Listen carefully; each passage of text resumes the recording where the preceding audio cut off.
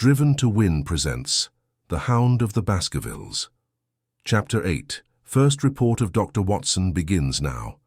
From this point onward, I will follow the course of events by transcribing my own letters to Mr. Sherlock Holmes, which lie before me on the table. One page is missing, but otherwise they are exactly as written and show my feelings and suspicions of the moment, more accurately than my memory, clear as it is upon these tragic events, can possibly do. Baskerville Hall, October 13th. My dear Holmes, my previous letters and telegrams have kept you pretty well up to date as to all that has occurred. This most God-forsaken corner of the world. The longer one stays here, the more does the spirit of the moor sink into one's soul, its vastness, and also its grim charm. When you are once out upon its bosom, you have left all traces of modern England behind you. But on the other hand, you are conscious everywhere of the homes and the work of the prehistoric people. On all sides of you as you walk are the houses of these forgotten folk, with their graves and the huge monoliths which are supposed to have marked their temples. As you look at their grey stone huts against the scarred hillsides, you leave your own age behind you. And if you were to see a skin-clad, hairy man crawl out from the low door, fitting a flint-tipped arrow onto the string of his bow, you would feel that his presence there was more natural than your own. The strange thing is that they should have lived so thickly on what must always have been most unfruitful soil. I am no antiquarian, but I could imagine that they were some unwarlike and harried race who were forced to accept that which none other would occupy. All this, however, is foreign to the mission on which you sent me, and will probably be very uninteresting. To your severely practical mind, I can still remember your complete indifference as to whether the sun moved round the earth or the earth round the sun. Let me, therefore, return to the facts concerning Sir Henry Baskerville. If you have not had any report within the last few days, it is because up to today there was nothing of importance to relate. Then a very surprising circumstance occurred, which I shall tell you in due course. But first of all, I must keep you in touch with some of the other factors in the situation. One of these, concerning which I have said little, is the escaped convict upon the moor. There's strong reason now to believe that he has got right away, which is a considerable relief to the lonely householders of this district. A fortnight has passed since his flight, during which he has not been seen and nothing has been heard of. Him. It is surely inconceivable that he could have held out upon the moor during all that time. Of course, so far as his concealment goes, there is no difficulty at all.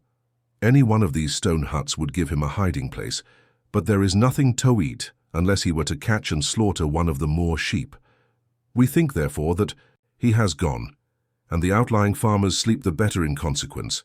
We are 4 able-bodied men in this household, so that we could take good care of ourselves, but I confess that I have had uneasy moments when I have thought of the Stapletons.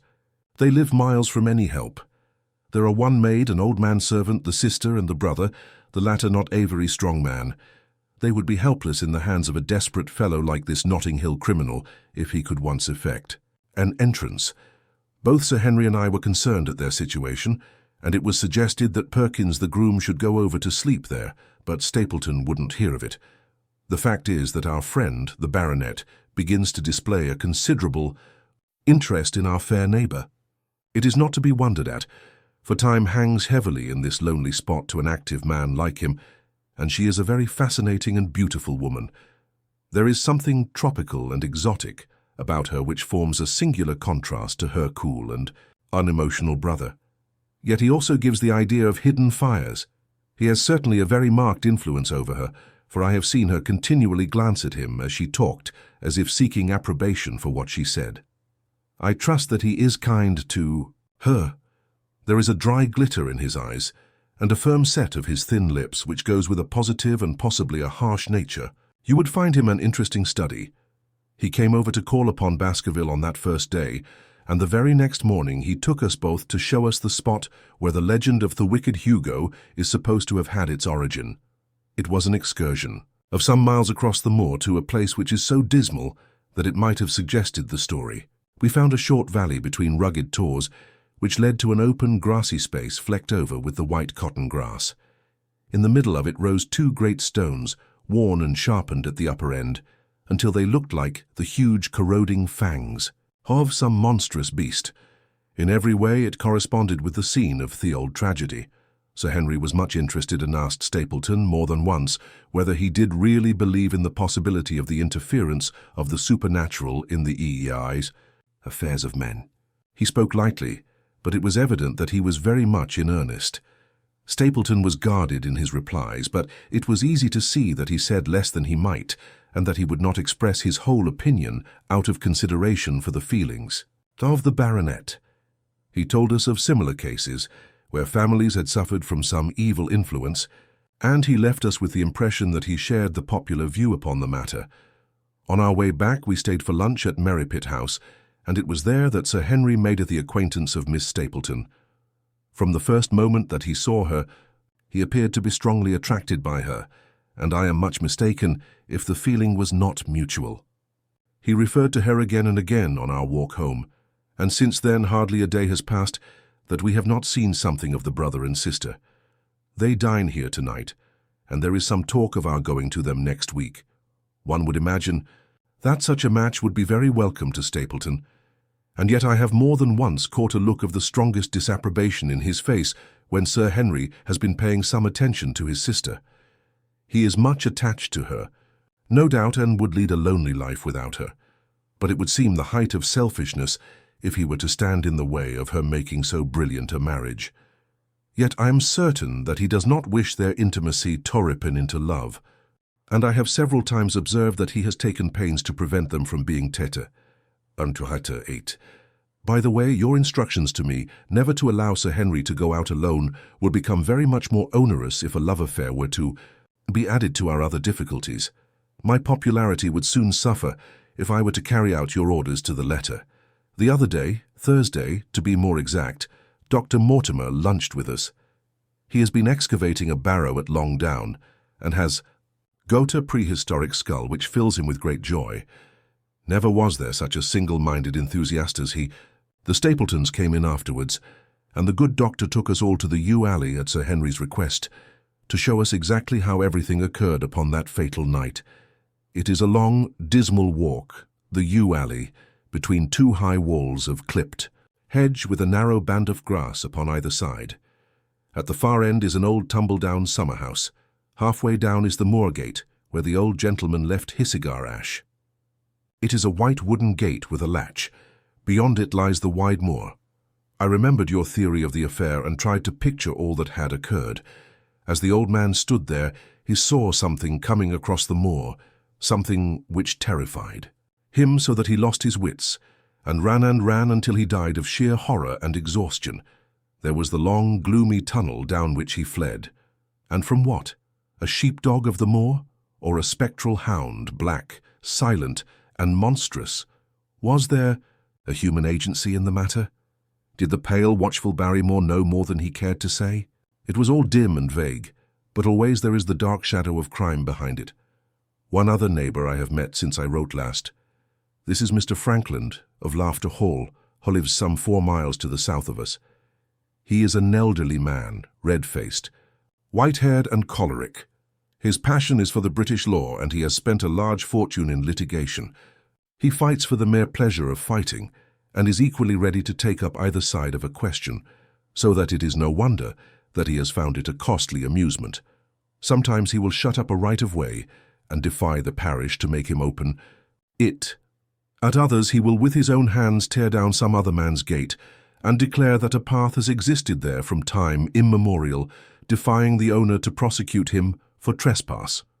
He is learned in old manorial and communal rights, and he applies his knowledge sometimes in favour of the villagers of Fernworthy, and sometimes against them, so that he is periodically either carried in triumph down the village street, or else burned in effigy, according to his latest exploit. He is said to have about 7 lawsuits upon his hands at present, which will probably swallow up the remainder of his fortune, and so draw his sting and leave him harmless for the future. Apart from the law, he seems a kindly, good-natured person, and I only mention him because you were particular that I should send some description of the people who surround us. He is curiously employed at present, for being an amateur astronomer, he has an excellent telescope, with which he lies upon the roof of his own house, and sweeps the moor all day in the hope of catching a glimpse of the escaped convict. If he would confine his energies to this, all would be well. But there are rumors that he intends to prosecute Dr. Mortimer for opening a grave without the consent of the next of kin, because he dug up the Neolithic skull in the barrow on Long Down. He helps to keep our lives from being monotonous and gives a little comic relief where it is badly needed. And now, having brought you up to date in the escaped convict, the Stapletons, Dr. Mortimer and Frankland of Laughter Hall, let me end on that which is most important and tell you more about the Barrymores, and especially about the surprising development of last night. First of all, about the test telegram which you sent from London, in order to make sure that Barrymore was really here. I have already explained that the testimony of the postmaster shows that the test was worthless, and that we have no proof one way or the other. I told Sir Henry how the matter stood, and he at once, in his downright fashion, had Barrymore up and asked him whether he had received the telegram himself. Barrymore said that he had.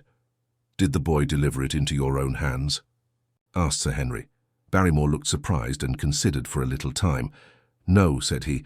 "I was in the box room at the time, and my wife brought it up to me." "Did you answer it yourself?" "No. I told my wife what to answer, and shown't." Down to write it. In the evening he recurred to the subject of his own accord. "I could not quite understand the object of your questions this morning, Sir Henry," said he.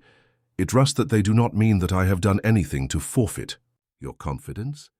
Sir Henry had to assure him that it was not so, and pacify him by giving him a considerable part of his old wardrobe, the London outfit having now all arrived.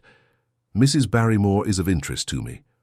She is a heavy, solid person, very limited, intensely respectable, and inclined to be puritanical.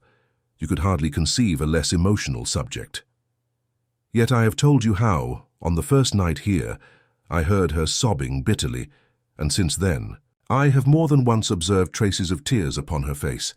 Some deep sorrow gnaws ever at her heart. Sometimes I wonder if she has a guilty memory which haunts her, and sometimes I suspect Barrymore of being a domestic tyrant. I have always felt that there was something singular and questionable in this man's character, but the adventure of last night brings all my suspicions to a head, and yet it may seem a small matter in itself. You are aware that I am not a very sound sleeper, and since I have been on guard in this house, my slumbers have been lighter than ever.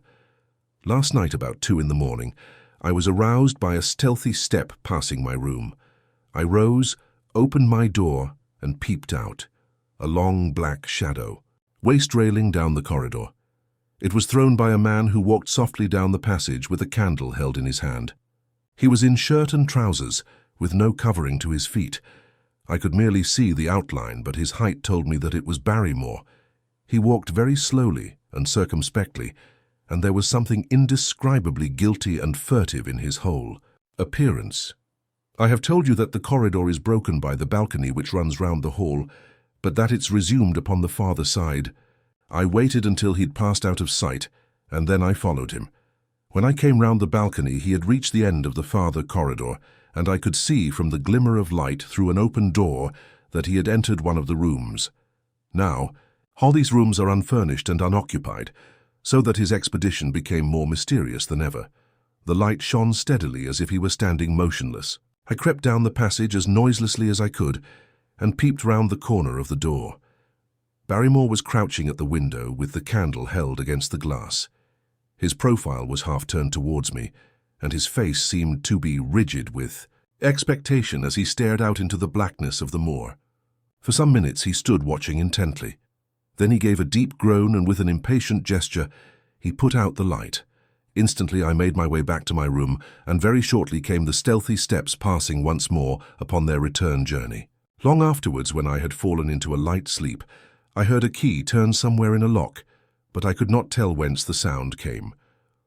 What it all means I cannot guess, but there is some secret business going on in this house of gloom, which sooner or later we shall get to the bottom of. I do not trouble you with my theories, for you asked me to furnish you only with facts. I have had a long talk with Sir Henry this morning, and we have made a plan of campaign founded upon my observations of last night. I will not speak about it just now, but it should make my next report interesting reading. Thank you for listening. Stay with us as we continue the journey in Chapter 9, The Light Upon the Moor.